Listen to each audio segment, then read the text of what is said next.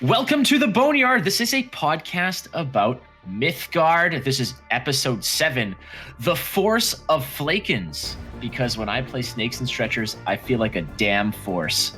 All right, my name is Flake, and I will be your host. I'm joined by my co-host, Markthius. Oh, you just had to make the title about you, didn't you?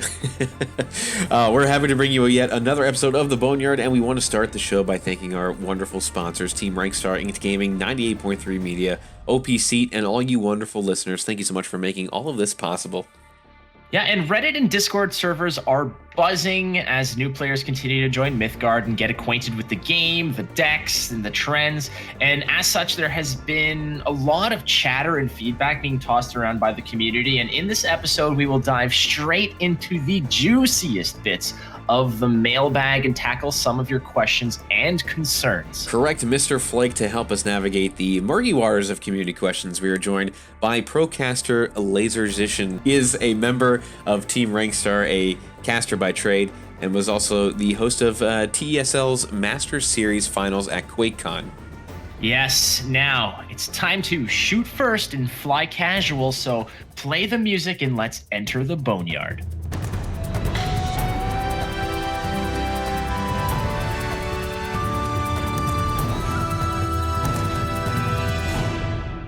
All right, as usual, we're going to start with the state of MYTHGARD. Nothing's changed because we don't have any of those wonderful pigeons arriving on our windowsill, giving us all that juicy information, all those meta snapshots and such. But our friends at MythGARDHub.com are going to be working on that soon. We're just kind of waiting for metas to actually settle because things are still changing. You know that's true. It's the same song and dance here, folks. In terms of a meta report, as soon as one develops, which we hear is in the nearish future or so, we will have you covered every single week right here on the Boneyard podcast. Now, as for now, we can only really go by our own experiences, our pains and triumphs and war stories. Now, I, for one, am ready to swan dive off my freaking balcony if I have to face another red rush deck and just frankly, green cards in general should be completely illegal. That is a science fact, ladies and gentlemen. Now, Mark, what news do you bring from the micro meta?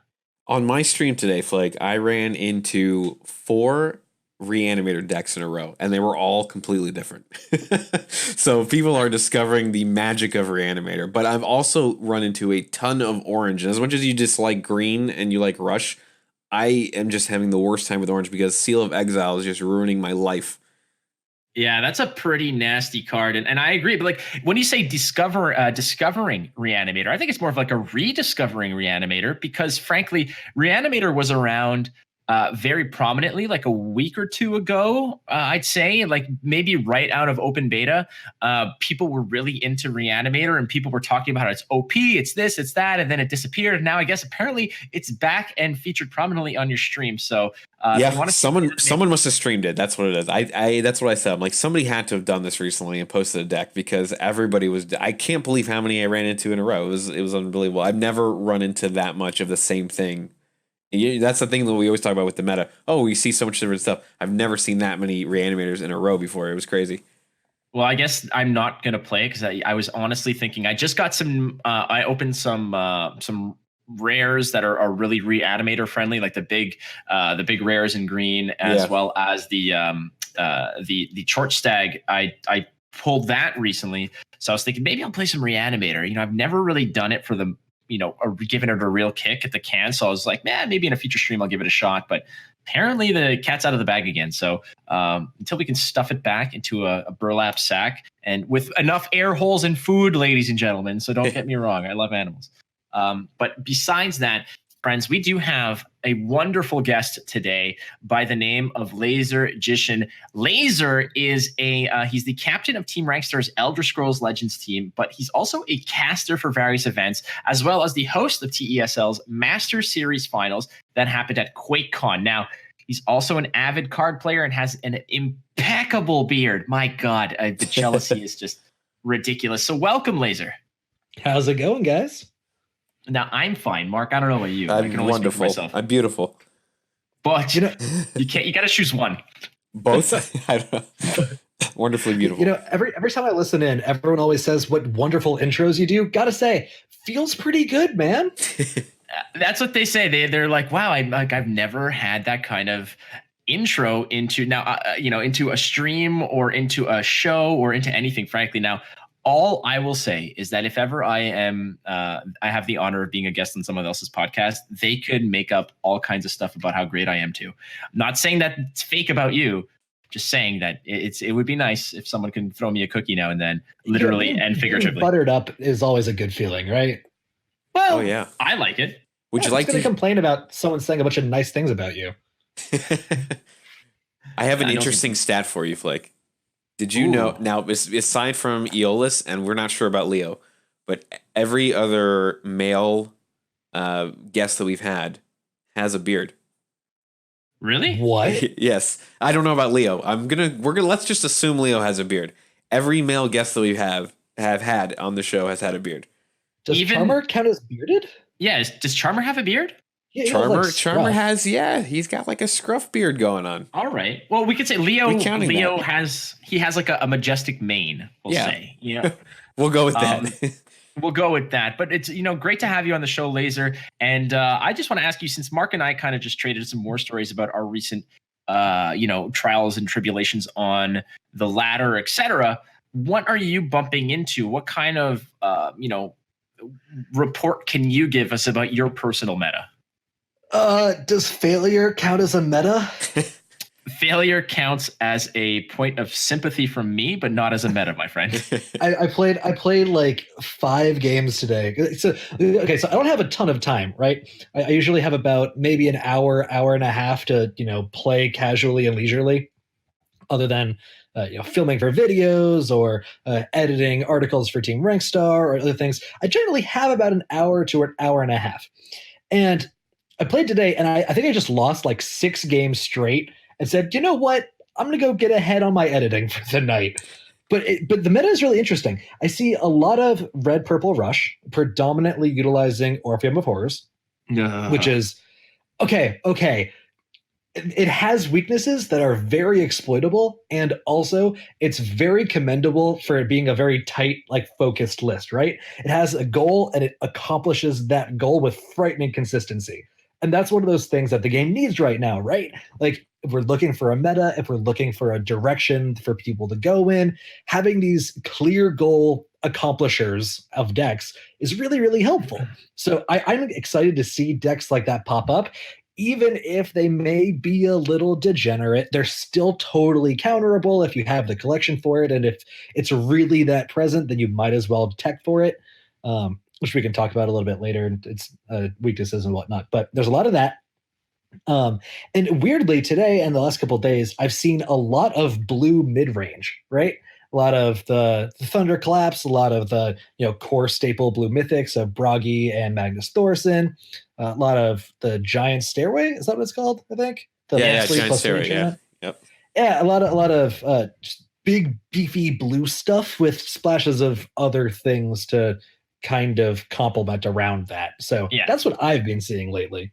I don't want to dive too much into the aggro because I know that it's someone's question down the line about how to deal with it. So I think we can kind of save a little bit of our wisdom for down the pipe there. But I just want to allow our listeners to learn a little bit more about who you are. You're not as prominent on the MYTHGARD scene as some other people are, but that doesn't mean that you haven't had an immense amount of experience in CCGs, in broadcasting, etc. So I'm just curious about your CCG background. I asked this to most of our guests who come in.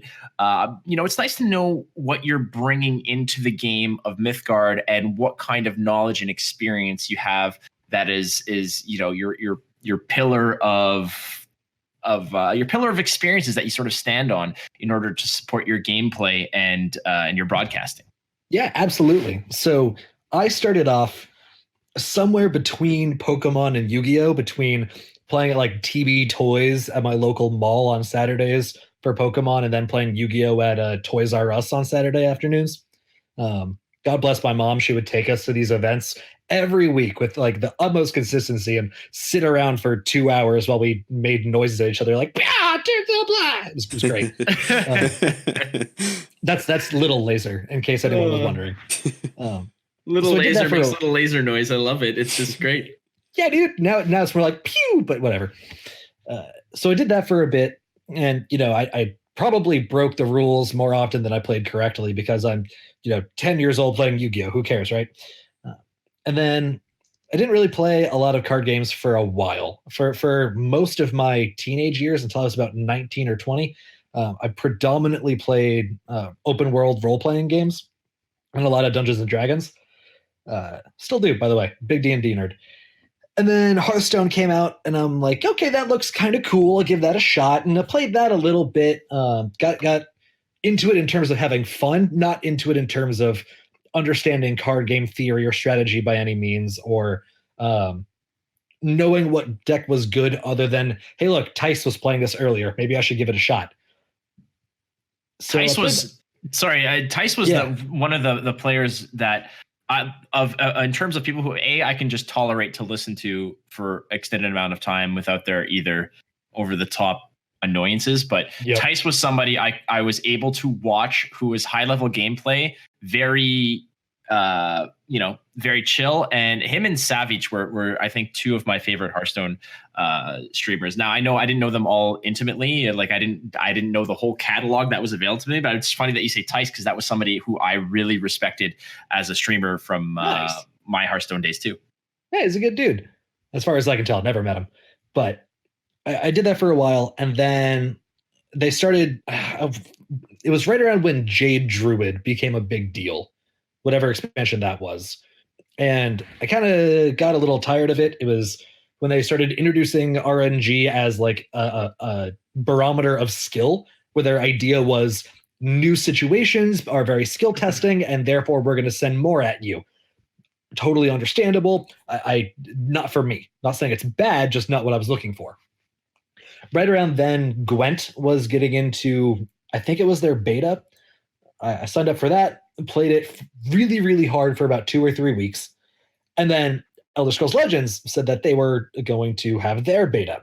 And like I just said, I spent the last 10 years playing Elder Scrolls games, along with like Fallout games, other Bethesda universe games.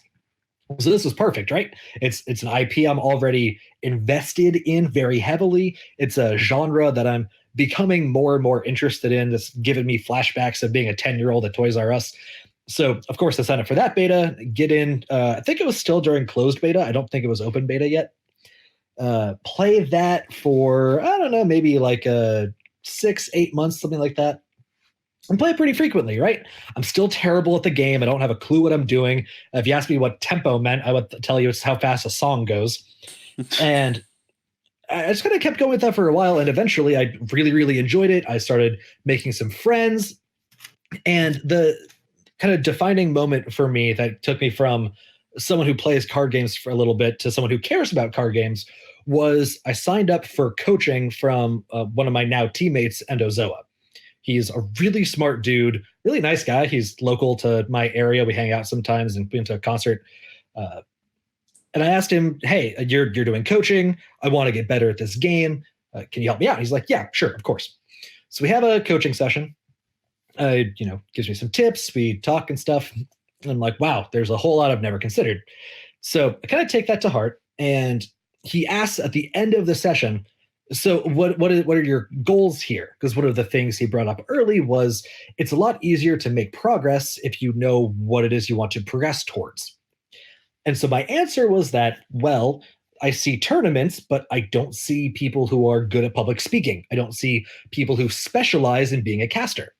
So that was my goal from the get-go. I actually started by wanting to be a caster before I really cared about being good at the game. Now, obviously, those go hand in hand. So why I signed up for coaching to start with was because if I'm going to be a caster, then I need to be able to talk about the game well. Interestingly, at the time, there was a weekly tournament. I think it was on Thursdays at the time, called Warp Meta. This was at the time a very important institution in the Elder Scrolls Legends because it was the most frequent and the most high-level tournaments we had available to us. And it just so happened that Endozoa was the person casting it on his own pretty much every week because, again, there was a lack of public speaking, a lack of casting talent. So he said, oh, well, if that's what you want to do you want to join me this week?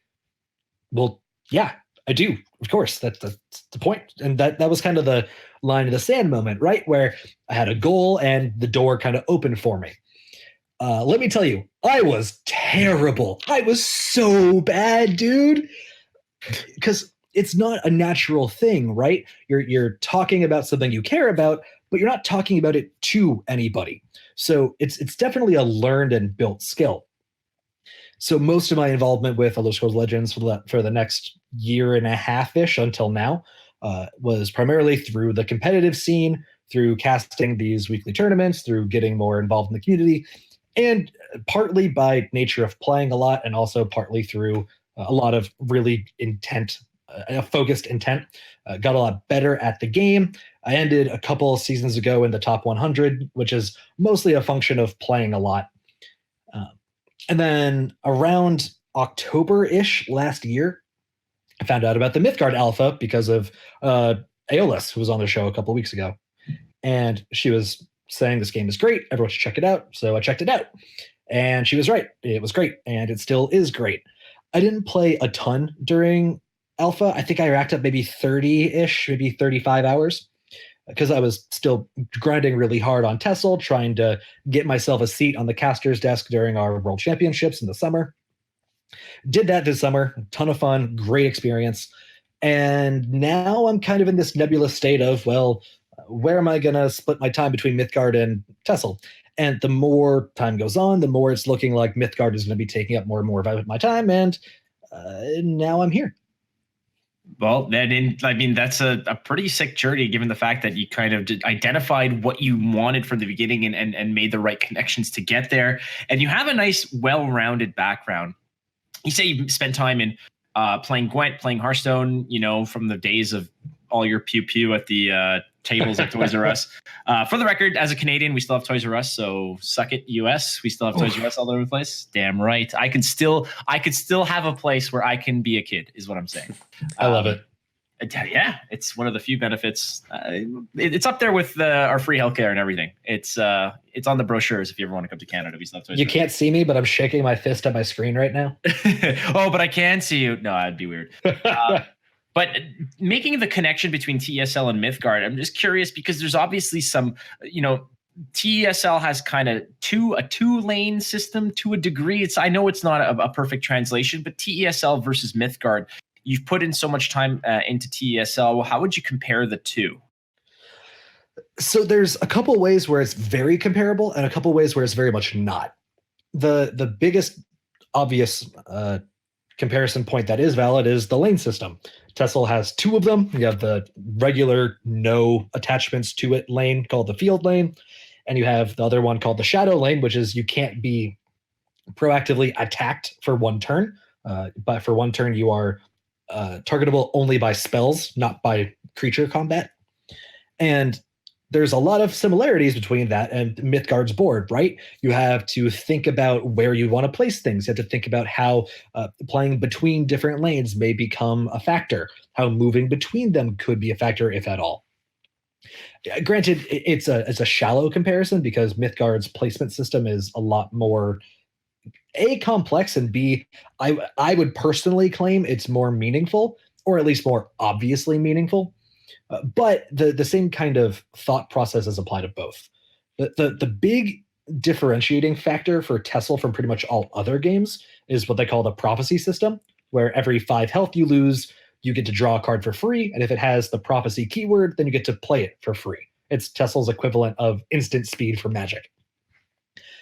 And obviously, MYTHGARD has very little of that. It has Imperative Bell, maybe 1 or 2 others that I can't think of off the cuff, but it doesn't really have that much either, which is a good or a bad thing depending on how much Magic you've played.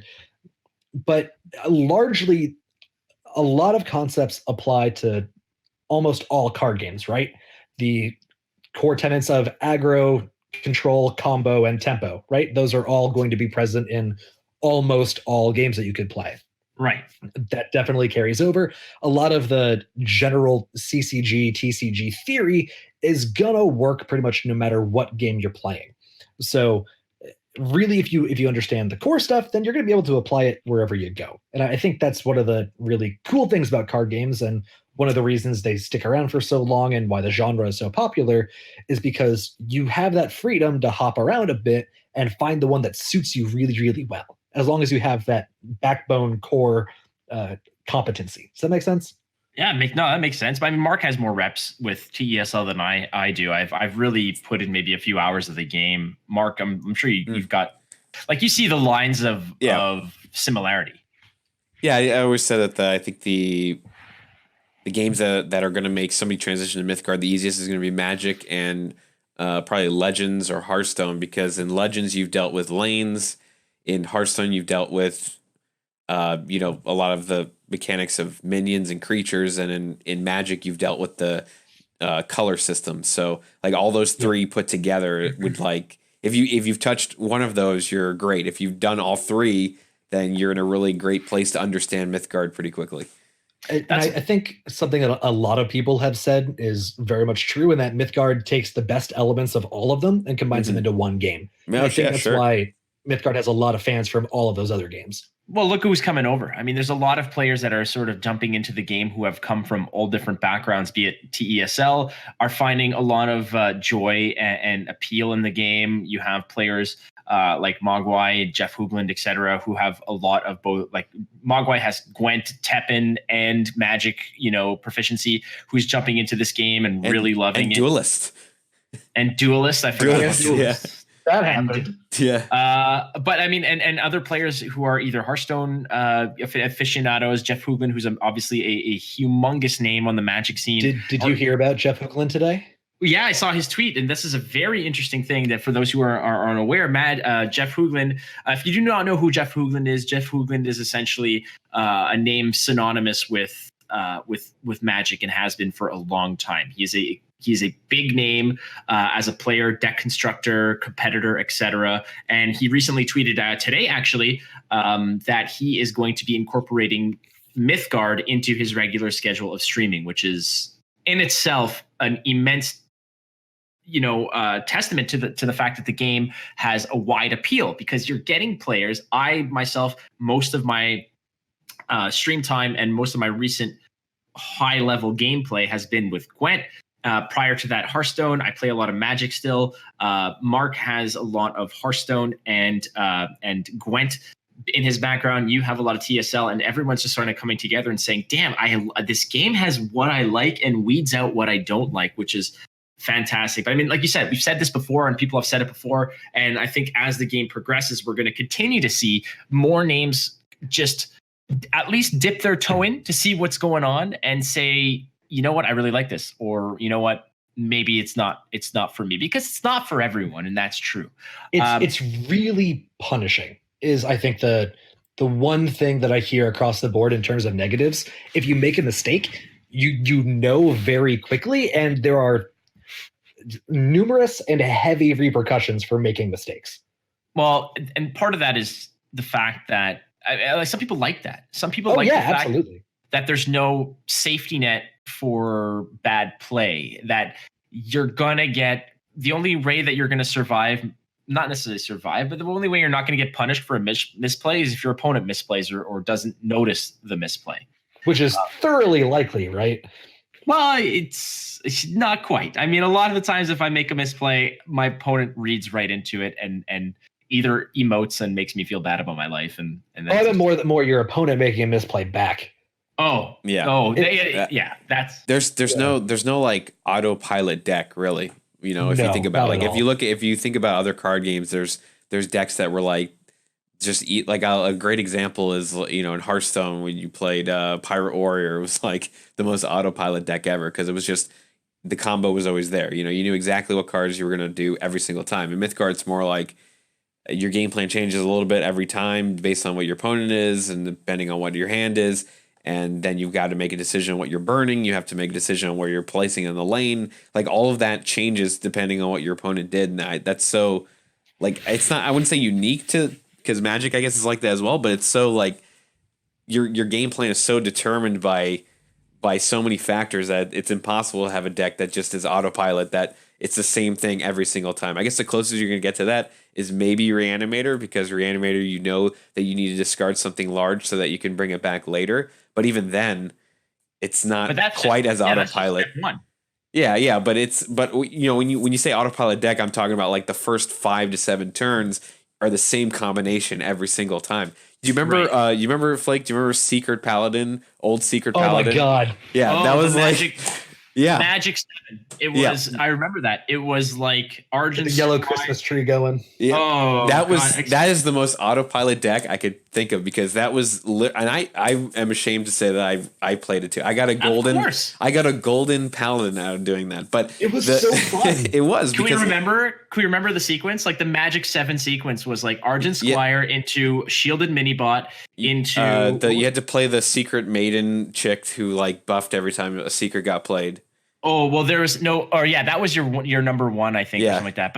But then there was also the three mana play was the one that equipped a sword and put like 3 dudes on the board. Remember that? And then there was one that put that played 5 secrets from your deck into your all at once. Mysterious Challenger. Yep, that was it. There was an actual 1 through 8 step phase that was like the ultimate 8-turn combo, which was Argent Squire, Shielded Minibot. I forgot what the card's name was, but it equipped a 1/3 sword and put 3 dudes on the board. Sword of Justice, I think. Frig. Something. No, I know what you're talking about. You know what you're talking about. Yeah. Your 4-drop, if I'm not mistaken, I forgot what the 4-drop was. Your 5-drop was loathed to stop any possible spells. Your 6-drop was Mysterious Challenger, which put all your sequences in play. Your 7-drop was Dr. Boom, and your 8-drop was Tyrion, and then there's nothing you can do to get past that. When I say autopilot, it's because that's a deck that you can't make any mistake. There's no mistakes to be made because your mana pool is already decided for you. Even if you didn't have those exact cards we just said in your hand, there were like 2 other backups for everything. So like it just played the deck plays itself, especially with the secrets going off. You're just protected. There's nothing in Mythgard that really does that. I can't think of any deck build in Mythgard where that's your game plan. Here's my 1 through 7 and that's it. At least for now, I guess. That's right. And I think that's okay. And this is a good lead into our first submission. Again, this whole episode, ladies and gentlemen, is going to be focused on the fact that you guys have been sending us some really deep and juicy questions for us to sink our teeth into. So we didn't want to just relegate this to a third segment of the show. We wanted to really dive into these in depth. So we're dedicating these conversations to your juicy questions that you guys have been submitting via either Twitch streams or DMs on Discord or most prominently on Reddit. So our first submission is going to tie into what we're talking about. And it's from Ned134D on Reddit. And it has to deal with aggro. So we're going to go through this kind of one at a time. Now we're talking about autopilot decks, or what's the closest to autopilot. And if you ask me, it would probably be something Red Rush, but I wouldn't even say it's autopilot because there's a lot of decisions that need to be made. But his first question is, why is aggro so damn good? And I'll let you have the first crack at this, Laser. Okay. So first of all, I want to qualify what I imagine a Ned 134D means by aggro being good, because I think we have to define what good means right now before we can really talk about it. When I see why is aggro good, what I'm thinking is, why is it popular right now and why are people having success with it? That is not an intrinsic state of goodness or strength on the deck, but it is reflected in the fact that it has a high play rate and reflected in the fact that with that high play rate, it also has a high win rate. First of all, I think it's more perceived good than it is actually a strong deck. Not that it isn't. It is a strong deck. But I think the perception of its strength is a little higher than its objective strength. But there are a couple, in my view, very clear reasons why it's perceived to be so strong. The first thing is it doesn't have a lot of rare cards in it.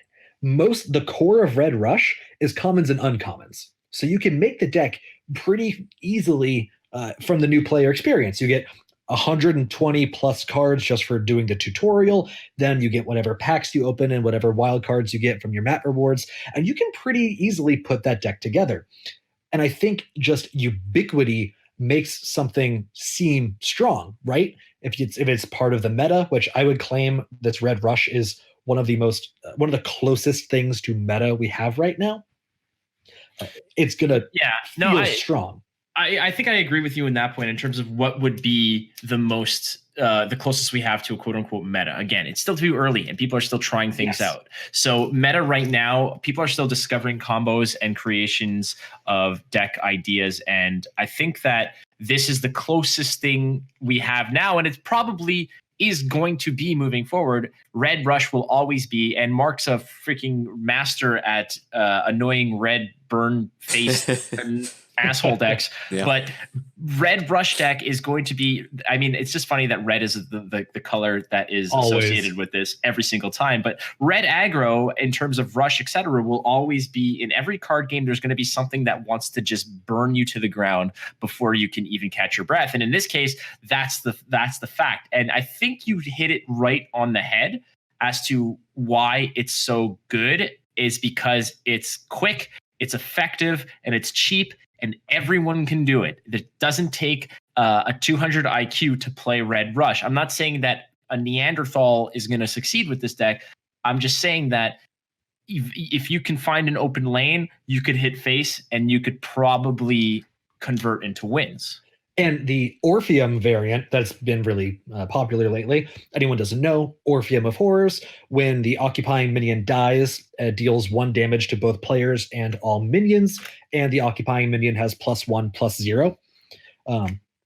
The goal with that deck is very well defined. Deal damage by putting rush minions onto that enchantment, and then have them die, and then replace them with another rush minion. It's a very straightforward plan. It's a very easy to conceptualize idea, right? And I think one of the reasons it's powerful is because this is, just my opinion, but it's the first deck that we've had reach a critical mass of ubiquity and clarity, right? Mythgard is a very complicated game, and Red Rush, with whatever splash of other colors you want to put alongside it, is arguably the most conceptually simple deck that we have that is still effective. And I think the reason it's seen as so powerful right now is because you can understand what it's doing, which means people want to play it. Things like I know in High Ladder right now, the green-yellow Volition OTK is really, really powerful because it has a lot of resiliency, a lot of healing, and a lot of really, really powerful late game. But getting there is a lot trickier than getting there is with Red Rush. So when you have something that's so clear and so well defined, it makes it a lot easier to pick up and a lot easier to view how its power is going to play out. I like to equate this to, going to IKEA and picking up a piece of furniture. Sometimes, now I've moved and a handful of times in my life from when I moved out of my parents' house, 10, 12 years ago, to when I moved into some roommates, to when I moved out alone, to when I moved to Toronto and moved to another place. I've made my trips to IKEA to find shelves and this and that and stuff. Now, after my first shot at trying to build a shelf, I just went for whatever had the fewest pages of instructions, because to me, this is not how I want to spend my time. To me, that end goal was to create a shelf, and I wanted the least amounts of steps to get there. And to me, it feels like Red Rush is just that. You can still have a shelf, except there's going to be an A through C, like a steps 1 through 5, let's say, at that point. Whereas something like you're saying, like this Volition combo deck has 10 pages of weird diagrams and insert rod A through hole B kind of thing and all this other nonsense. It's still going to get you something cool, and it might set off a whole bunch of fireworks and cool feelings inside. But at the same time, it's still going to be a shelf. Whether it has sparkling lights or not, you're still getting a shelf. It's just, I feel like the reason why it's so prevalent is because it's accessible. And like you said, and this is great, is that there's a very clear route to victory that doesn't take an enormous amount of setup, steps, or survivability necessary in order to get there. Either you get it in the first 7 to 10 turns, you have it locked down and ready to go, or you're done, you're out, and you try again and you re-roll the dice. People don't want to necessarily waste too much time on trying to do something new and exciting. Well, and we've also talked about how Mythgard brings in a lot of strays from other games. everyone knows how mono red aggro works, right? Like, no matter what game you've played, you have run into mono red aggro for years at this point. So you can pick up a mono red aggro list and probably play it to some competency within what, 5-6 hours? Oh, for mono red? Yeah. Well, Mark, tell us, man. Like, what you know what? And this is—I'm not saying this as a joke, because you jumped into Magic fresh off of nothing, like not knowing much about Magic, and you just want you're like, you know what? I like aggressive decks. I think you told me, you're like, I was a Pirate Warrior fan. I'm like, do I have the deck for you, man? So he, like, just walk us through, Mark, from the point that you picked up your first game where you felt comfortable playing Magic to the point where you reached your pinnacle. Like, walk us through that as a mono red player, because I'm sure that there's a lot of parallels that can be drawn to why quote unquote aggro is good and why it's prevalent. Yeah, well, you guys made a lot of good points there, and I'll start by saying this. If, like, you saw my journey with Magic, I got to Mythic in 2 months. My second season playing Magic, I got to Mythic on aggro, just on mono red. The first time I played Legends, I played a long time ago. Then the first time I picked it up again and was like, oh, let me try this again. I played aggro red, and then I played aggro red yellow, and I took that to Legend. So, and that was only my second season as well. So my point there is just saying that aggro is a quick way to rank, and the reason why it happens so quickly is kind of what you guys said. Like, the cards aren't very expensive to start aggro. It's a really easy deck to start with for budget. They're usually very simple because the keywords are usually something very easy. Like in MYTHGARD, it's just rush. That's the keyword. You just get to attack as soon as you play the card. There's nothing more simple than that. In MYTHGARD, it's a little weird because there's so many different ways to play aggro. But in Magic, aggro was like, well, mono red, like that's aggro, but again, even in Magic, the keywords were simple for red. It was spells. It was attacking face with spells. It was minions that had haste. Yeah. And they're all the cards that have haste or rush or those tags are usually inexpensive cards. Look in MYTHGARD, if you're playing red, your first rush card is only going to cost you 2 mana. If you're playing purple, your first rush card is going to cost you 1 mana. So it's very simple to start attacking face immediately as soon as the game starts. And also, they're all proactive, right? There's almost no reactivity in those decks. And, this is speaking in very broad generalizations.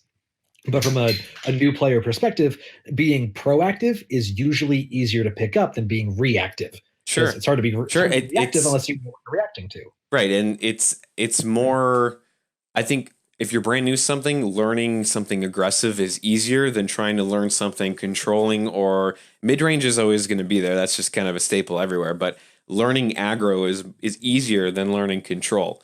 That's not just my own personal opinion, but that's just like anyone new to a game. Learning control but control usually takes bigger, more expensive things. Control also takes you understanding enough of the game mechanics to understand what your opponent's doing to know how to control it correctly, and it also takes a lot of in MYTHGARD. I mean, it takes a lot of defense and a lot of board wiping. That those cards are expensive, so you probably don't have those right away.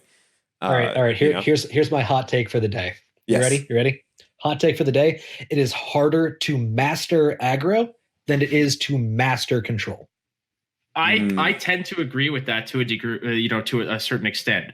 But I will say this as well: playing control versus aggro. Being the aggro player, you're the one pushing the damage. And I'm gonna make a shout out to No Control, who's also a TRS member and one of the smartest card players I know. And when we were discussing Magic strategies, he used to always tell me, I used to send him deck lists, and he used to talk to me.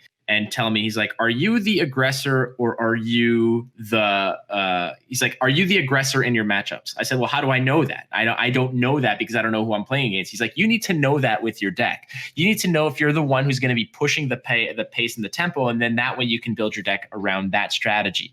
And it kind of made me think a little bit. And red is always going to be the aggressor in every way, shape, or form. So I never really wanted to be the aggressor in games because I like to play control.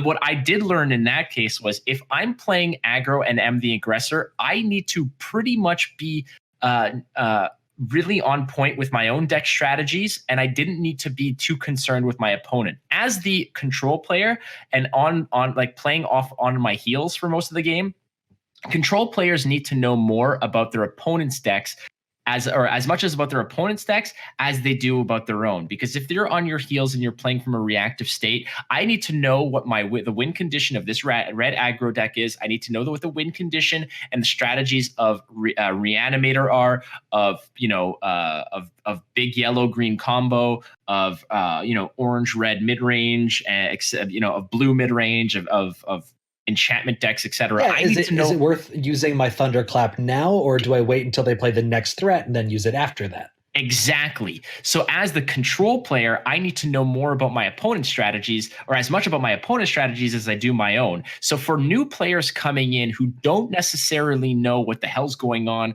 with other people's decks, because this is not on them. It's just that they haven't had as much exposure to the game. Playing aggro puts you always in the driver's seat. And when you're driving, you don't need to worry about the radio, like you have other people to worry about the radio station, you're missing exits or whatever. You're just there with your foot on the gas and making sure you don't run yourself off the road.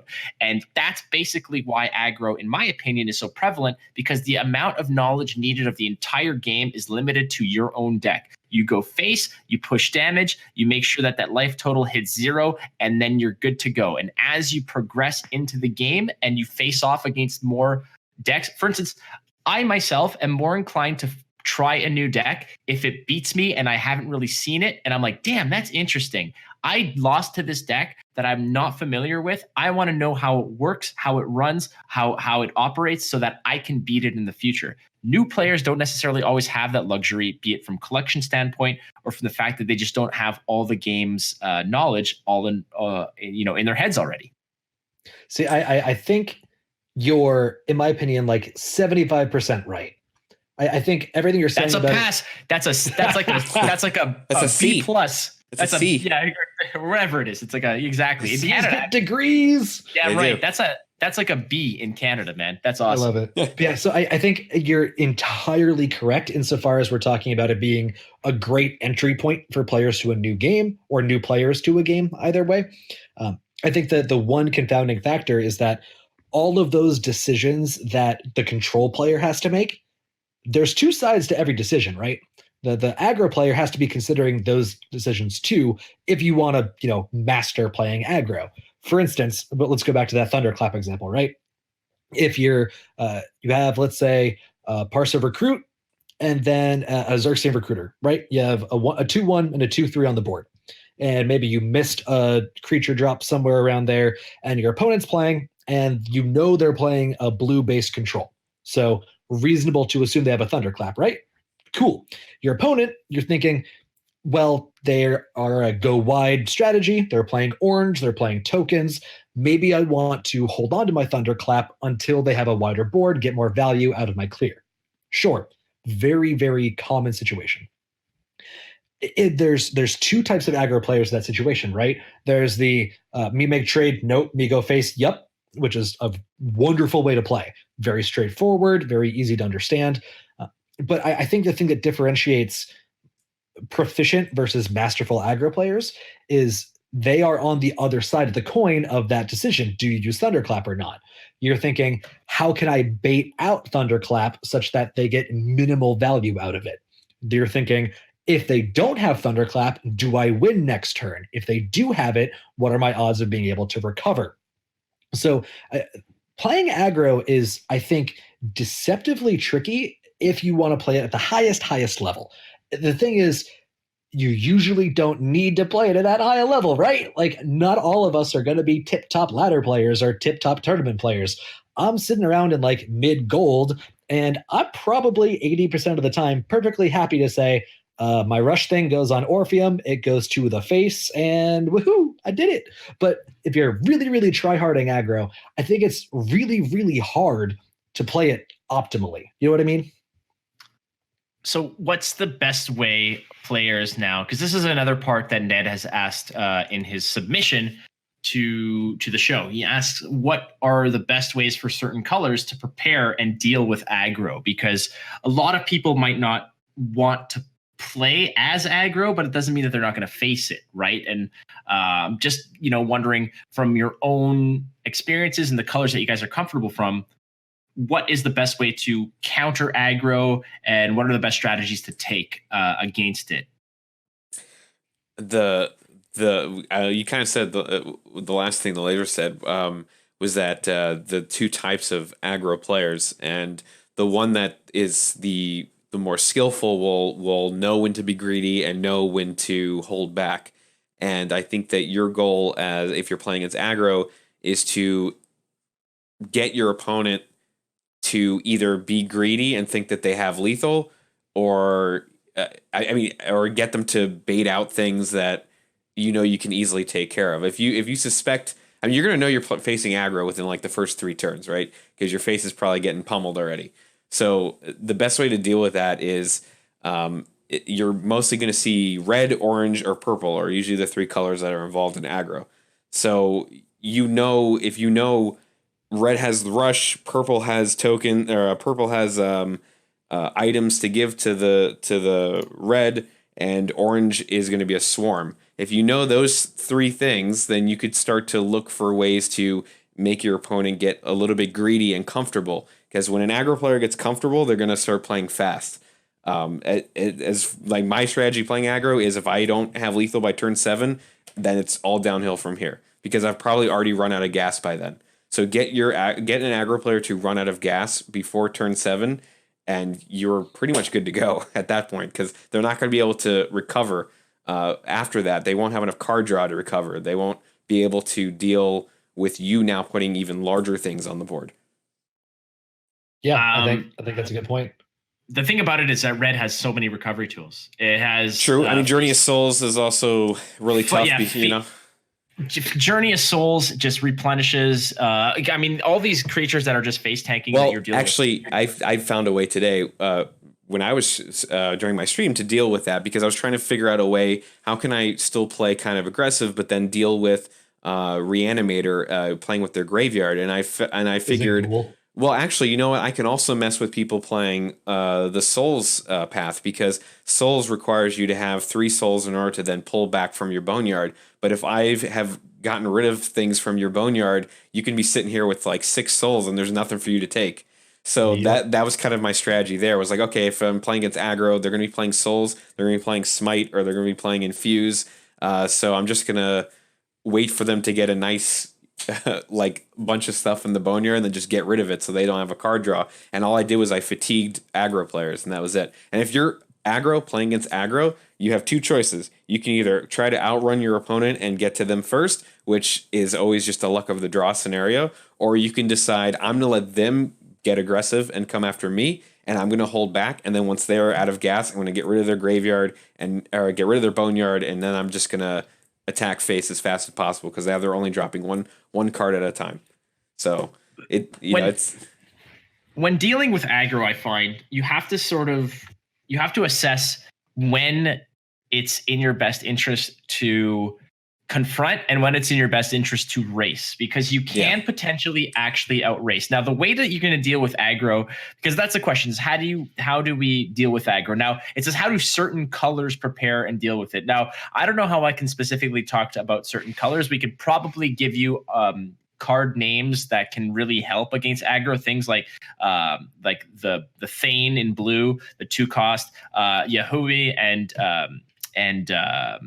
Meso Libre. Meso Libre in yellow are very good at dealing with that kind of stuff, mainly because of the fact that they trade well and stall out your opponent, as well as the Parcel recruits in orange, because you can just swarm them and really force trades really early. Now, the deal with that is that if you're constantly playing to match up against your opponent, unless you have high value trade targets like 2-for-1s, you're not going to get much value in just putting a unit in front of your opponent's unit and then letting it trade and die, and then you're still taking damage to the next rush minion. You're going to be playing from behind the whole time. My advice to you is that if you're not playing these high value trade units like the ones that I just named, your best option is to work towards what your win condition is, which is either bigger minions that can really trade well, but you're always going to, with things with overrun, etc. And if your opponent is playing onto an enchantment like Orpheum, don't confront it, because they want those creatures to die. So you don't necessarily need to go ahead and meet them in the streets, for pistols at dawn at that specific location. Take the fight to another side, start overwhelming them on that side, and maybe if you're lucky, you can outrace them. Now, here's the deal. The fact remains that there are matchups you're just not going to win. And I was listening to or watching Toonstar today, one of the champions level players, saying that there are certain matchups where the deck that he's playing is just going to lose to that deck. It is a 90 to 10% certainty that just some matchups do not pair well against other matchups. It's kind of going down that whole triangular thing of, aggro beats control, really beat control. Control beats mid-range. Mid-range can fight against aggro, that kind of thing. The deal is that you just got to make sure that when your losses are there and not feel terribly bad about it.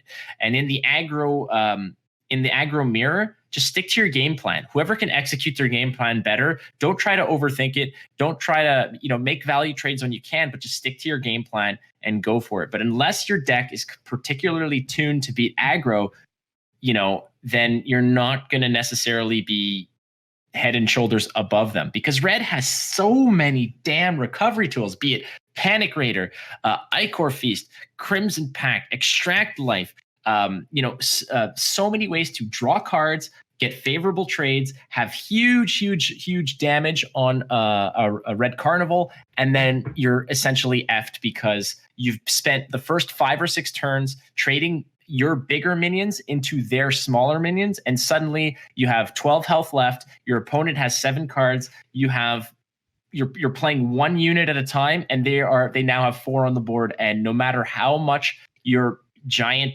your Hyperborean is pounding their face, you're taking twice as much back on the other side, so it's not worth it. That's my advice in this scenario. And I don't know if you boys have any additional kind of advice on how to deal with aggro. I know, Mark, you definitely added some wisdom to that. Laser, what's your thoughts on this? So there are a couple categories of cards a couple roles that you need your cards to fill in order to combat aggro really well. You need removal. You need, in this game, very likely you will need healing, and you need card advantage. Those are, in my opinion, the 3 things that are really, really pivotal to getting there with a non-aggro deck.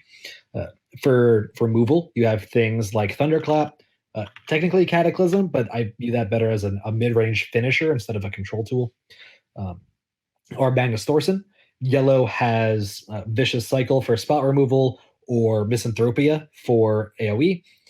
Red has Magmatar for AoE. Orange doesn't have a lot of AoE besides Armageddon Angel. Green has almost no AoE, I think.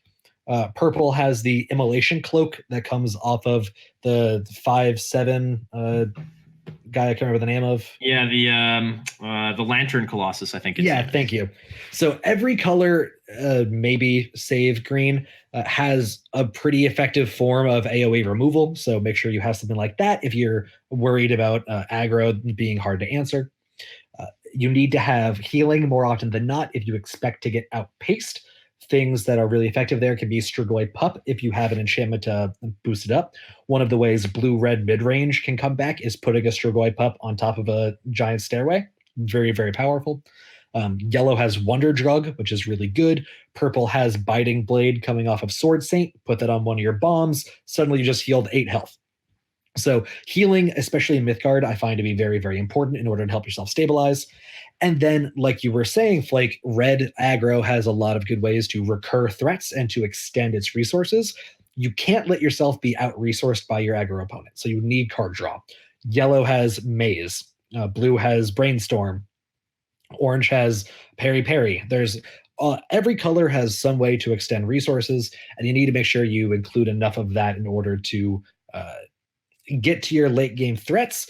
And even if you don't get to your late game threats, you have a better chance of drawing into your removal options and your stabilization options. So I think in a control specific shell, if you're trying to build a control deck, things you're really going to be looking for are removal, especially at least some degree of AoE removal, some degree of healing and stabilization tools, and then some degree of card draw and resource extension. That would be the shell that I build in order to really, really stick it to aggro if that's my plan for a deck. Yeah, but I mean, if we all just agree that nobody plays aggro, it'll all go away. Hey, no. Hey, Mark, that's great. What are you talking about? Yeah, just don't play it. Just don't play it. We're good. If everybody just takes my advice, don't play aggro, everyone's going to be happy. All right, we're going to move on to the... wait, hold on. I just want to say one more thing about it. I think, and you kind of said it, but I just want to say, I think it's the most important thing to remember. We could talk all day about strategies against aggro. The most important thing to remember is sometimes it's just not going to happen because sometimes you don't get there. Right, because aggro is always going to have a way to get to you very quickly. And sometimes you just don't have, it's just not in your hand. You didn't pull what you needed in order to deal with it fast enough. And you know that feeling of, I'm just one turn too late. If I only pulled this card last turn, it would have been fine. That's going to happen to you, and you just have to accept that. Sometimes you just can't beat aggro. It's just the way that it is. Just like there's a lot of times that aggro just can't beat you. That's the nature of card games. You can say sometimes it's not in the cards for you. This guy. All right, that's the last episode I ever do. All right, so I'm your new host, Lazergician. Welcome to the Boneyard. Welcome. Flake has left. He has gone seeking sympathy cookies and comfort cookies. Welcome to the aggro yard. So I think we had another question, right? Yes, we did. And this one is coming from, and oh my God. Okay. So Reddit names are amazing. So here we go. This submission is from Coffee Sex Katamari. Like Katamari Damacy? Yeah. No clue. I don't even know. But all right. And it was actually a very well thought out and elaborate post requesting us to discuss Essence further in depth. So basically, why are the Essence rates what they are compared to other games? You know, it's a little bit on the expensive side in terms of converting Essence into particular cards, and the reverse of just breaking a card down into Essence and then adding that to your Essence pool.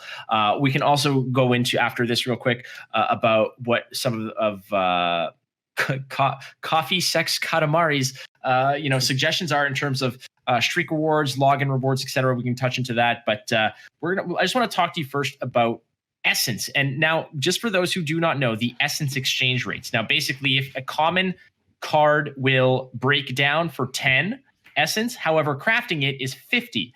So you have a 5-to-1 ratio there. Uncommon is 20 to 100. Rare is breaks down for 100, but is crafted for 5. And Mythic is 600, crafting for 2,400. So that is only a 4-to-1 ratio, whereas the previous ones are all 5-to-1. Now, I want to get your thoughts, gentlemen, about why the crafting rates. It seems like the Essence numbers are, first of all, common, uncommon, and rare are all 5-to-1. Other major card games typically are 4-to-1. Things like Hearthstone, etc., usually break down at a 4-to-1 rate. So already you're a little bit above and beyond what that conversion rate is. But beyond that, the Mythic rate being 4-to-1 is okay, but still you're breaking down 6 rares. You're breaking down 24 rares to create 1 Mythic. That seems rather out of control. I have the answer. You ready? Hit me. Because that's the way it was made. Well, that's why it's like that, because that's how it was made. If that's how we approached every topic here, this would be a 3-minute podcast, and the first 2.5 minutes would be me making I know. I'm just saying, everyone always likes to analyze these things and compare. Well, this game does it this way, and this game does like, okay, great. Then go play that game. I don't know. Like, there's a reason why we're playing this game and not that one. Like you're absolutely right. Yes, sometimes the conversion rate sucks, but that's just the way that it is. But they want us to like. I mean, like we want to get into actually a little bit more about this. And of course. I'm just giving you my first like. Okay, this is just how it is. Answer. So I got you. Control your co-host. I got you, coffee sex. I'm on your side, buddy. I've never said coffee sex in my life, but damn, does that sound hot and steamy in my life? Oh my! Now I want some coffee. Is that weird? Yeah, I won't even. I'm not taking the bait on that. All right, I'm gonna head out. Yeah. All right. So Laser on this one, my dude. Yeah. So here's the thing, right? All of the numbers for pretty much every system in this game are slightly higher, and that's fine. For instance, I think you guys talked about this a little bit last week with Charmer, but most games are in increments of either 100 or 1,000 gold or currency units for a pack. In MYTHGARD, it's 1,200. And that's what it is, and it's slightly inflated compared to other games. The thing is, the rewards are also slightly inflated. Instead of getting, I think in Magic, I get like 300 or 400 or 500 units of currency for a daily quest. In this one, I get like 700 or 800. I know in Hearthstone, you get like 10 gold for 3 wins in a row, or 3 wins in a session, and that's a tenth of a pack. And then in MYTHGARD, you get 5 wins within a 24-hour period, and you get 1,200 coins, so you can get an entire pack off of that mission. So everything in this game is numerically somewhat inflated compared to other games. That includes the essence costs as well. But I think the thing to take away is that while the costs are higher, you're also getting, like, again, just numerically a higher amount. You did point out that translates into a slightly higher conversion rate than other games. But I think the thing to keep in mind there is that you need fewer of a card per rarity than you would in other games. So I'm going to stick with Magic for the example. Maybe I don't remember the conversion rates in MTGA, but let's say that, for example, the conversion for Mythics is 1 to 4. I'm making that up, but say it's 1 to 4. That means you have to break down 4 Mythics to get a new one. Awesome. You need to make 4 of that Mythic to have a play set, man. Like, you need more of them. And that's not the case in MYTHGARD. As you get more rare and more expensive, you only need 1 or 2 of them for your Mythics and your rares. So the numbers are inflated, but the requirement on the player to invest is also lower, assuming you're going for 1 deck. And I think that's where the complication comes in. From my perspective, the complication comes from people wanting more than 1 deck to play, which is very reasonable. Variety's the spice of life. You love to have a little bit of aggro, a little bit of control, a little bit of combo. And in that situation, it does feel a little worse to have to do more work to get those cards, because the Mythics in MYTHGARD tend to be less universally applicable in my experience. There are a lot of niche ones that are good in a certain situation, but not as universally good.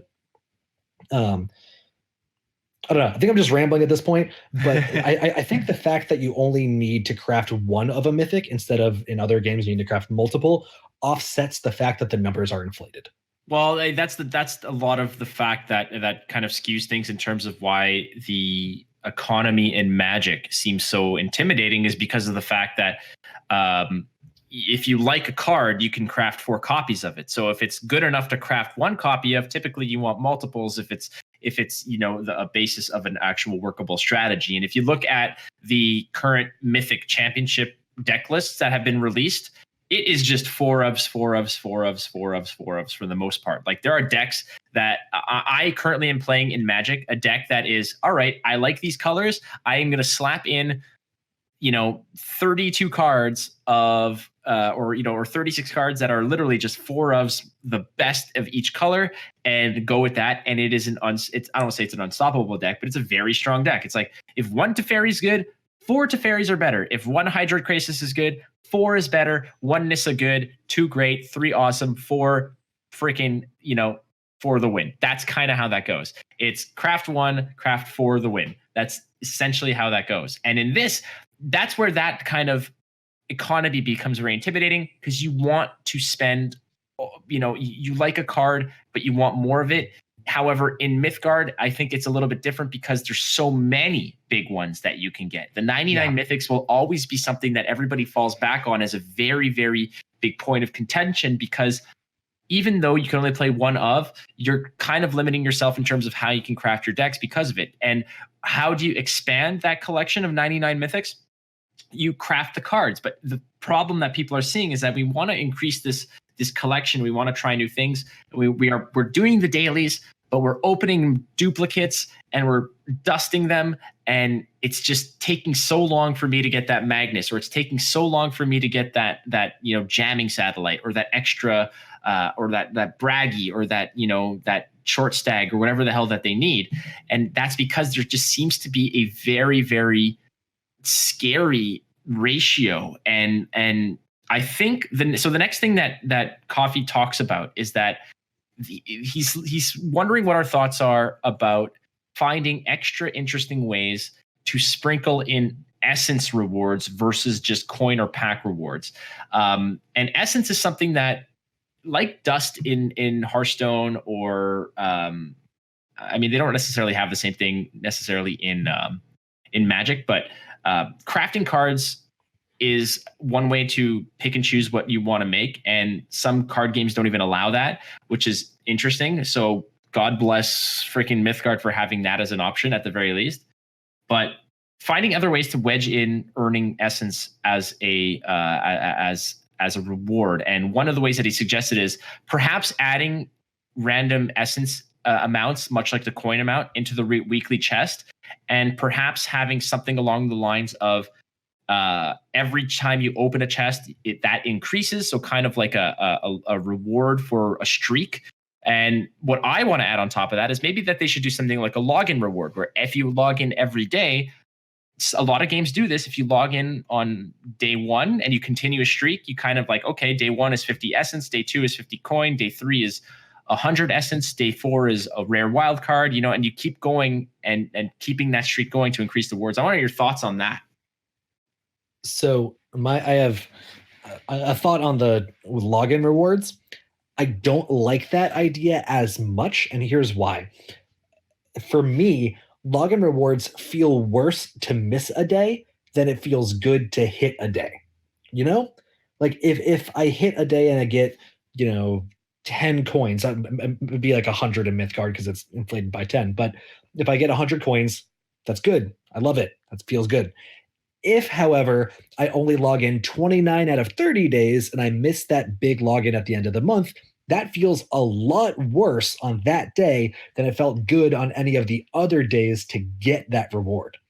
What I would prefer is for the weekly chests to match almost exactly what they would want the sum total of the rewards for a login period to be.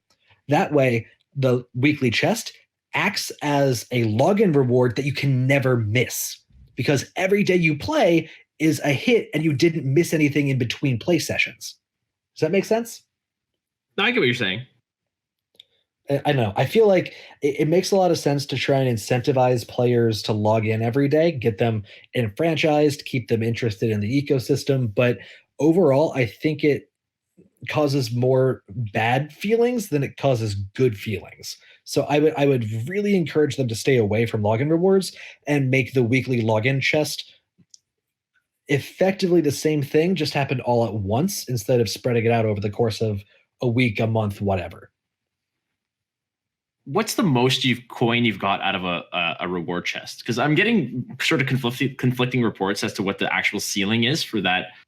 For your score on that, and the most I've ever had was like I broke 3,000. I think I got like 3,100 once, and someone was telling me I was streaming yesterday, and someone came in and was telling me that they nailed down like a 4,000. Yeah, opening. The most I ever got was 4,200. Well, that's pretty big. Mark, it was I don't know. Great. What was the wonderful? I don't even know, to be honest. I always open it, but then I go, "Ooh, that's a lot of coin." And I don't even remember how much it is, so I can't even tell you. But someone was telling me that like the high end is like breaks like is it's over 10,000, and I don't know what the accuracy of that. That seems like high end. That seems like something you would probably want to ask Ryan. I'm sure that they would say, "Well, the ceiling is this," but I don't even know. Yeah, that's just me being lazy. I should probably just message him. Let's get Leo on the line right now. Leo, yeah. I just want to say about login rewards. I also don't think that that's a good idea. I know Legends does it, but I think that I found myself just logging into Legends just to collect that daily reward and then not even playing. Like I would log in. Shadowverse. Right? Yeah. So you just log in, you collect the thing, and then you exit. It's like that's not really creating an atmosphere to play the game, you know? And like we want to create an atmosphere that's encouraging you to play. So having rewards that are saying that are daily, like I like that MythGARD has a lot of daily quests. That was something that I also liked about Gwent. Gwent has a ton of quests, not just only daily quests, but they have all these achievement quests as well. Like there was tons of things to try to do, which forced you to play different, play in Gwent. It helped force you to play different factions, play different leaders, play different styles, play specific cards, play different game modes. And MythGARD kind of does that as well with the amount of daily quests and with the weekly chest kind of thing. So I think if we were to introduce login rewards, you'd see a lot more people just logging in, collecting the reward, logging out, and then they don't play. And I don't think that's a good idea. I think that just makes a really weird, like what is this then? What are we doing? Like, yeah, like do you just go to a casino? Do you walk into a casino and collect $100 that somebody handed you at the door and then walk out? No, that right? Yeah, that's what I'm saying. Okay, but that's Las Vegas today. That's my point. When you go into a casino, you still have to sit down at a table and play for a little while, and hopefully you walk away with something. You don't just walk in the door, automatically get handed a reward, and then you just walk out, because then the casino doesn't make any money, right? So that's kind of like the point. That's not a good idea. Yeah, I gotcha. Yeah, I think the strategy with the login rewards is also the fact that, like the casino model that you talked about, first of all, Magic Casino, if anybody's listening, make that Magic Casino happen. I will move in a tent right outside the door, walk in every time, get $100, easy. But that casino model you're talking about, like nobody just hands you $100 to walk into a casino.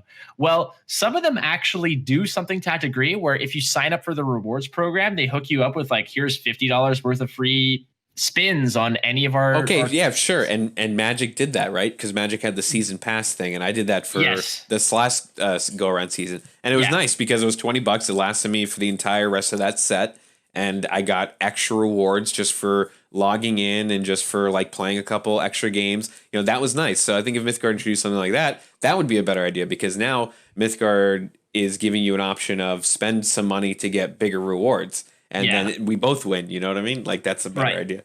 That's something that we can. That's like, I think that a season pass kind of thing is a whole other discussion that definitely worth having. But like from that whole, because like walk in, get $100. I think that strategy would work. For instance, when a developer has this log in and get a reward kind of model, it's because even though you, Mark, went in, did your 15-second login, click the button, get your reward, log out, I'm sure that even if there are people who do that, they know that there are some who are going to be enticed, to jump into the game, collect the reward, and then say, screw it, I'll play a few games. And if that is if that's like 10% of the population, of that 10%, maybe 1% of that 10% are going to be like, oh man, okay, you know what? Maybe I should buy a few packs because I saw that deck and I really want that card, so I'm going to go ahead and get it. And it's one of those things that's just going to entice more reps at the game. And I don't think that MythGARD necessarily has to do that. And like a lot of the major games that aren't struggling for players, I would say, don't necessarily have those login rewards. I think the login reward, frankly, right now is just the daily quests you get. But you have to earn it, right? Exactly. You want to know the real truth of why daily login thing is even a thing in some games, and I can tell you exactly why. It's not because of what you just said, even though that's part of it probably. But the reason why they want you to log in every day is because then their stat numbers get pinged of, this is how many daily players we have because you logged into the game on that day, and they count you as an active player. So when they go to their investors and sponsors and they show this giant number of how many people logged into the game that day, that looks really good. And that's why they want you to log in. Like, that's really what login rewards are for. And you know what that's most relevant for? Games with ads in them. Yeah, for sure. That's why a lot of mobile games have login. Yeah, a lot of Facebook games and mobile games have daily login rewards, because the ad, like even for seeing that ad for a second, they get, you get pinged with money. So get like a tenth of a cent for that, and then do that across 100,000 people. Mm-hmm. Bastards! What is going on in the world? Well, damn it, everyone! I mean, I don't really want to stab at other games, but to be honest with you, that's probably why Legends still has a high number that they show, because I can guarantee you a lot of people did what I just said, where they just logged in, grabbed the reward, and they didn't even play that day. Like, I'm sure that happens constantly with that game. I'm sure that happens in any game with login rewards. Yeah, for sure. It's not a true it's not a true representation about the actual player basis. It's like, oh, we had 2 million logins this week. Yeah, it's like, but how many of those how many of those actually logged, like, queued up a game? Well, there's an important number there. There's the how many logins you had and how many people, like, how long they were logged in, like that's how many, that's like, the big effectively difference. click-throughs. Right. Then that's not the number they share. They don't share that. They just share this is how many people logged in today. So yeah, there's a ridiculous amount of Magic games that occur on a regular basis. I was talking about this with Frosty, Magic streamer, and him and I have a podcast on Fridays, and we talk mostly about Magic stuff, but we're discussing just player bases and this and that. And it was just, he pulled up the stat, or he had the stat about how many actual unique games of Magic are played on a daily basis / weekly basis. And it is an obscene amount of games. So even if it's a small amount of players, they are locked and loaded and ready to go. Yeah, but that's a game that's been around for what, like 25 years or so. So it's like, well, yeah. So that's the final boss, man. Magic is the absolute end all of card games. They're like the cockroach in the apocalypse. They're still going to be around. They're just not going anywhere. This is the way. I would say they're more like the great white shark, in the sense that they are going to be the king of the well, I don't want to say king of the jungle, because if I ever was in a jungle and I saw a great white shark just walking around, just like tipping a hat at me saying hello, I'd be freak out. But the great white shark has essentially gone almost unevolved for hundreds of thousands, if not millions of years, because it was already a perfect specimen. Yeah. Like, it's hold on. The land system has a thing to say about perfection. Yeah, okay, sure. Right, but different. If we're gonna equate Magic to a great white shark, and you're saying that the imperfection is the land, if we took away the land part and improved upon that, it's like giving a great white shark wings, and you're like giving a great MYTHGARD. Why don't we just mount a machine gun on the great white shark while we're at it? Exactly. Can we do that? Dude, I would watch that sci-fi original movie. Are you kidding me? They've done it. It's called Sharknado. We cannot do this anymore, dear Lord. They've already gone back in time. It's done. No more Sharknado. All right. What would your thoughts be in that case about if login rewards are kind of like a no-go? Would Twitch drops be something that you No. Oh, no. Boy, okay. I'm on the complete opposite on that one. Dude. Oh, I'm just gonna sit back and let you guys go at this. So I think there is a way for Twitch drops to be done correctly. Like, I think that exists.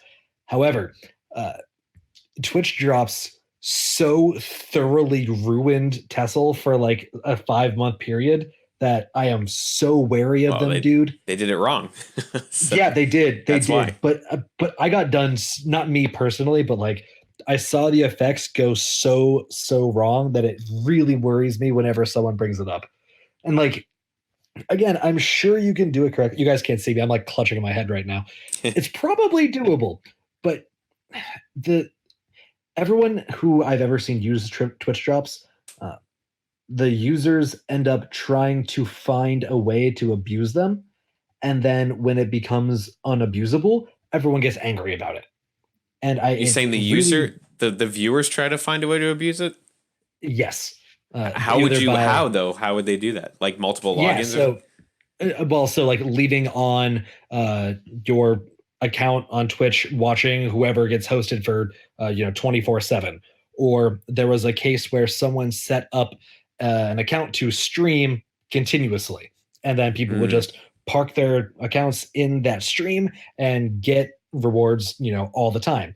And I think there are ways around that. There are ways you could maybe, I've seen, I think Bethesda has their extension where you can like click on elements that show overlaid on the stream, and then you get drops by having, participated in polls or voted for different options, things like that. That could maybe be better, but I don't know. Twitch drops make me don't pardon the pun. I intend this pun. They make me twitchy. They make you twitchy. So that I understand that that's a shitty thing to do. Like somebody set up like the 24-hour thing, but that's more on the developer like being aware of that channel existing and turning off Twitch drops in that channel. That would be the easiest way around that.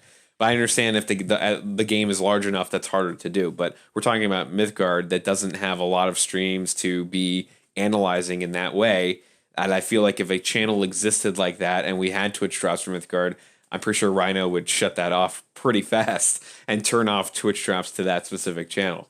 Of course, I don't know the back end of how that works, so I don't even know if that's possible, but I'm pretty sure that they would report that to Twitch and that would be over with. But I understand you have a sour place for that. I mean, I have a little bit of a sour place for it as well, because when they started Twitch drops for Gwent, they originally did it where you had to have, what was it, like 1,000 viewers or something? No, it was 100. It was 100 viewers. It was like 100, 150. Yeah, you had to have 100 viewers in order for Twitch drops to be active, and all that ended up doing was everyone who was already popular just got flooded with more views because they were automatically going to have Twitch drops anyway, and everyone who was a smaller streamer who on a really great day would get to 100, but on a normal great day would only get to like maybe 25 viewers, were just absolutely decimated, and it was really bad. And it was only like that though for I think like a month or two before they changed it and they turned on Twitch drops for anybody who was streaming Gwent. So I think that if there's one thing that we know about Rhino and MYTHGARD is that they implement things into their game that has been a lesson learned from every other card game, right? That's so true. If we're going to go along that route, I feel like if they were to implement Twitch drops, they would take notes from every other card game that tried to do Twitch drops and has learned a lesson from that and do it the correct way, the way people would want it to be. So I trust the Rhino devs more than I trust a lot of other devs. Yeah. My other somewhat less subjective opinion, at least my less knee-jerk at the very least, is that it's very, very difficult to have a system where you're giving out things for free where you will not have more people complaining about the amount than you will have people happy about it. Yeah. Well, I think the easy answer is don't hand out too much, right? I think in Gwent you get there's 2 drops that you can get in Gwent. You could either get I don't even remember how many. You could earn scraps. I think they give you 200 scraps or something like that, or ore. I think it's either 100 or 200 ore, and then the other one is like you get 3 kegs, but that one's like 3 super kegs, rare. Yeah, that was really rare. You get like it's meteorite powder. That's what it is. It's 50. Yeah, it's meteorite powder, and then kegs, but the kegs are rare. So I think in MYTHGARD, if you did it where you're handing out either essence or coin, I think it would probably be essence, right? But you're not giving away too much essence to where, I earned enough essence to make a mithril card. like if you gave me enough essence for a drop that would allow me to craft at least a common card or something, like that would be fair. And then you'd have to time it to where, it only happens every few minutes. Like it's not happening too frequently, and you're not earning too much to where someone could complain that they're farming all these channels. The other thing about the farming thing that I thought you were going to say is people had multiple streams open. Like they would just open all their tabs and have all these streams open. But Twitch has been doing this weird thing where if whatever browser window I actually have open, that's the one that I actually am showing up in that person's chat. I don't know if that's consistent enough, but that's something I've noticed. Because I know it happened one time when Flake was watching me. He also had someone else tabbed open, but when he switched over to that tab, he would disappear from the chat. It was really weird. And he was like, "No, I've been here the whole time." I'm like, "Well, it doesn't look like that." It kept disappearing. Like I think that's part of it, but maybe I'm wrong. I don't know all the back ends. I'll leave it at this. If someone could pull it off, it would be Rhino. Yeah. Well, sure. Fair enough. I can sort of pull the veil away from this a little bit because Rhino actually discussed this with the partners about what their stance is on drops, and this might be information to everybody who's listening, but Rhino originally was against drops. Yeah, they do not want them. They did not want them at all. It was something that obviously they thought about, and they came to the conclusion that we are not doing drops. Now, it was brought up at one of the first partner meetings as to was that the one that happened before I was made a partner? Correct. Is that why I don't know about this? Was that like, were you trying to throw a sting there? Yeah. Before I was a partner? For us elder statesmen of the council. Exactly. So they discussed it and they said that no, it was not something that they were looking to do, and they had no intention of actually implementing it. However, that there was I forgot who it was who asked the question, but they said, will there be drops in the future? And it got a couple nods of, yeah, like that would be a good idea. So it's probably back on the table, but so far down on the priority list of things that they're discussing. And today being October 15th, we got an email from Rhino developer, like the CEO from Foo, saying what is on the docket for future plans with some of the stuff that the partners discussed in their most recent meeting. And I cannot talk about these things. None of us can talk about those things because it's kind of said to us in confidence about what their plans are for certain changes in the future. If I could tell you, I would. All I will say is that it's relatively economy based, but it's nothing for you guys to freak out about. So don't worry about it. Don't go into hoarding mode. It's not what this is about. Nonetheless, my friends, we're going to come back with a little bit more of a feel-good submission from Reddit, something that we don't have to, dance around and really be politically correct about. But before we do that, we're just going to hear some words from our sponsor, Inked Gaming. This episode of the Boneyard Podcast is brought to you by Inked Gaming. If you're looking for a one-stop shop for gaming accessories, we suggest heading over to inkedgaming.com. Inked Gaming features both custom and store art playmats, dice bags, PC gaming mouse pads, and tons more. Recently, Inked has added a stitched option on playmats and mouse pads to provide even more durability and uniqueness to your game. Use the code TRS12 at checkout and get 12% off your order today. Play your games with your style at inkedgaming.com.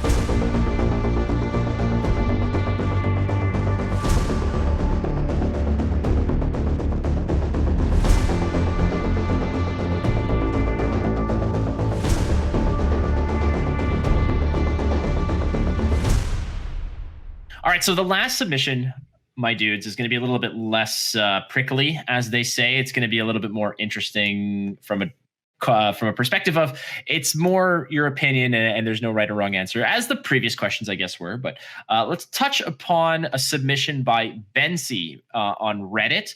What cards feel good to play? And to give Bensi a little credit here, his quote is that make you feel that life is beautiful when you play them. So I know that there are good cards, there are effective cards, there are cards that have big effects and big swings, etc., but they might not necessarily feel great to play. Like, when you play Misanthropia on a full board, yeah, it's a pretty significant play, but it doesn't make you feel that great because the effects aren't immediate and you don't see much, and maybe next turn a whole bunch of stuff gets sort of wiped out, but it doesn't feel that great to play it. But what cards, Laser, make you feel damn good to be a gangster? All right, I got two. And it's because at heart, I'm still a 10-year-old playing Magic at Toys R Us. Or playing Yu-Gi-Oh! Rather. I like big splashy things. So I like Living Mountain. That guy is amazing. He's an 8-mana, 4 blue gems, 12/12. Feels so good.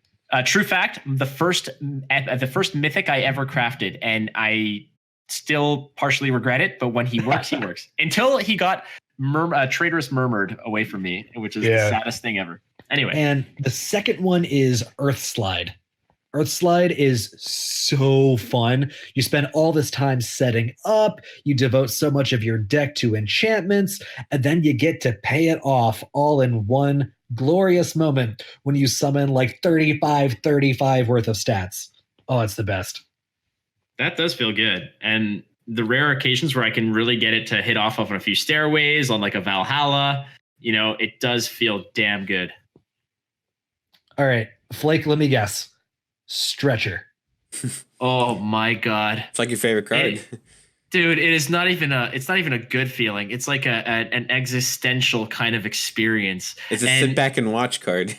Oh God, those little tentacles of justice that go there and tickle my opponent right under the chin. It's so freaking good. That is, and that's the thing. But the thing about it is that when you play it, like, I want to say that that's a very satisfying card, but when I play it, it doesn't necessarily feel good immediately. I like one of the cards that I feel so damn good about is, and it's a very specific scenario. It's one lane has a snake pit, 2 lanes over is another snake pit, and right across that empty lane in between the snake pits is a big creature, and you slam a Sapo right in that sweet spot, so he becomes a 12/12 of justice. He had a little snake buffet, and then he just goes ahead and chomps down on your opponent's unwarded creature, and suddenly he's a 12/12 warded that's just looking justice right in the eyes and laughing and saying, I am the giant lizard with sinus problems. I'm the one who has mouths on his knees and elbows. What are you going to do about it?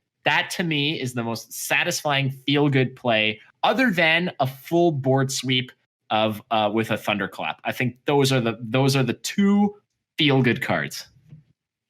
I love it. Mark, you got to have one. Okay, my two, and they're both blue. They're both blue.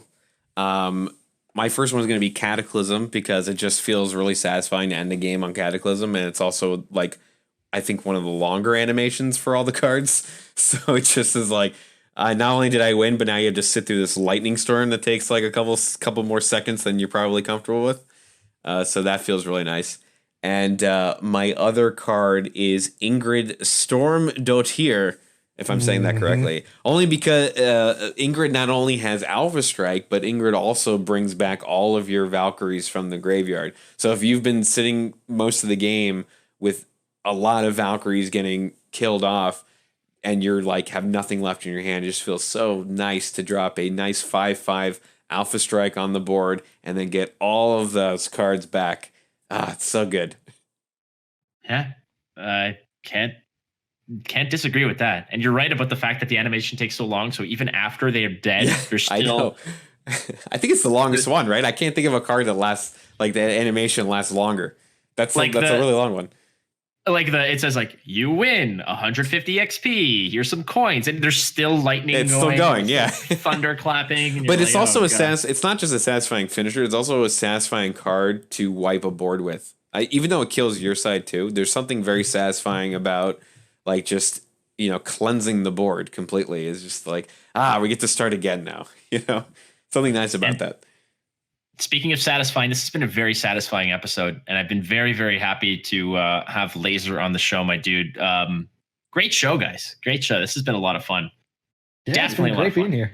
So before we part ways, ladies and gentlemen, I do want to remind everyone that there is something called Extra Sauce. And Extra Sauce is essentially we jump into some extra topics, a little off the cuff. No censorship allowed in that portion, and you can find that episode linked to in the description of this video, of this podcast. You can find it on teamrankstar.com. Mark's going to get us all hooked up with that. And for our audio listeners, just head to teamrankstar.com. We always post on YouTube as well, but if you only listen to this on Spotify or Google Play or Apple or something like that, just go to teamrankstar.com. If you go to the MYTHGARD section, it's always right there on the front.